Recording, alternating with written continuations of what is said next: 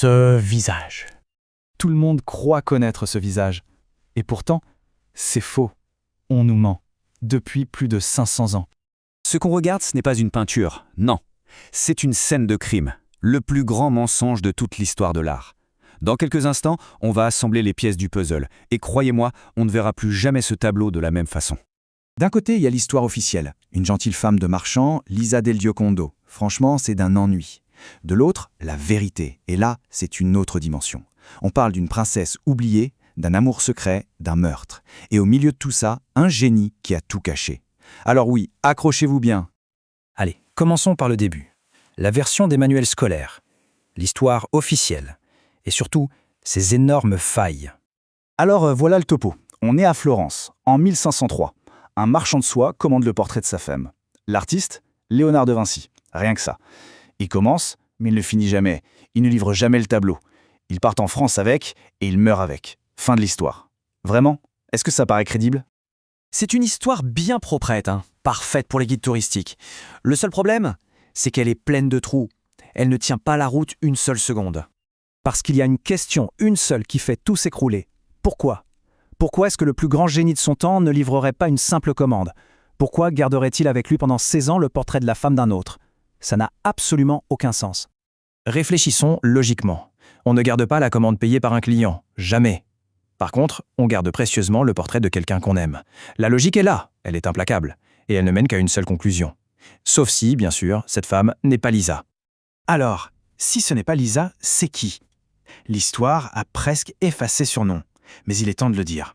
Il s'agit d'Isabelle d'Aragon, princesse de Naples et duchesse de Milan. Isabelle d'Aragon donc, une femme extrêmement puissante. Elle vit à la cour des Sforza à Milan, et devinez qui est le peintre officiel de cette cour à ce moment précis. Gagné, Léonard de Vinci. La connexion est directe. Maintenant, regardez attentivement ces deux visages. Oubliez tout ce qu'on a pu vous dire. Comparez simplement les traits. La ressemblance est troublante, non? Il faut comprendre que Léonard n'avait pas besoin d'une commande pour la peindre. Il était là, à la cour. Il la voyait tous les jours. Et cette cour, c'est un vrai nid de vipères. Le mari d'Isabelle, l'héritier légitime, meurt subitement à 25 ans. En réalité, il a sans doute été assassiné, par son propre oncle. Isabelle se retrouve veuve, isolée, menacée. Et dans ce chaos, son seul confident c'est qui? Le peintre de la cour, Léonard. Cette théorie explosive, on la doit à une historienne, Maike Vogt Lursen, qui a osé aller contre la version officielle. Et ce qu'elle avance va bien au-delà d'un simple portrait. Elle parle d'une passion, secrète, interdite, entre la princesse et le génie. Mais ce n'est pas tout. Selon elle, ils auraient eu 5 enfants ensemble. Et là, d'un seul coup, tout devient limpide, tout devient logique. Ce n'est pas une commande, c'est sa vie, c'est le portrait de la mère de ses enfants.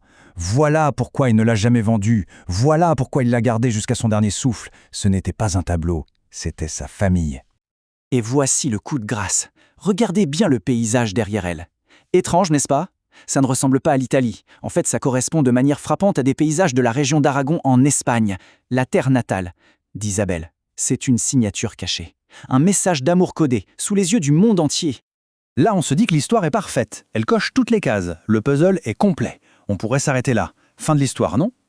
Évidemment que non. L'establishment, les experts, ils détestent qu'on touche à leur légende. Alors en 2005, ils ont sorti leur contre-attaque, leur preuve irréfutable. Et cette preuve, c'est quoi? Oubliez la passion et les secrets. C'est une note, une petite note griffonnée dans la marge d'un livre à Heidelberg, où un fonctionnaire écrit en 1503 que De Vinci peint bien le portrait de Lisa del Giocondo. Un bout de papier contre une vie de mystère. Ah voilà, c'est fini. L'histoire de la princesse, l'amour secret, tout ça balayé par une note administrative. Mais sérieusement, faut-il choisir entre la bureaucratie et la passion, le reçu contre le cœur? Qu'est-ce qui ressemble le plus à l'esprit de Léonard de Vinci? Face à cette preuve, les défenseurs d'Isabelle sourient. Ils citent cette phrase de Mark Twain. Il est plus facile de tromper les gens que de les convaincre qu'ils ont été trompés. Et c'est peut-être exactement ça. Les experts protègent leur version, pas forcément la vérité. Et si tout le monde avait raison? Et si la note de Heidelberg était vraie? Oui, Léonard a bien reçu une commande officielle pour Lisa del Giocondo. C'est un fait. Mais qui a dit qu'il l'a vraiment peinte, elle? Et si le vrai coup de génie, c'était d'utiliser cette commande comme couverture pour peindre en secret la femme qu'il aimait, Isabelle? La commande était le prétexte, la passion était le chef-d'œuvre. Le monde entier regarde Lisa, Mais Léonard a peint Isabelle, le plus grand camouflage de l'histoire de l'art. Alors, où est le vrai génie de Léonard? Dans sa technique de peinture? Ou dans sa capacité à nous fasciner avec une énigme qui dure depuis 500 ans? Mais ce secret de la Joconde, ce n'est qu'un jeu d'enfant. Un simple échauffement. Son vrai chef-d'œuvre de dissimulation, il est caché ailleurs, dans la scène. Et l'identité de la personne assise à la droite de Jésus, ça va tout changer.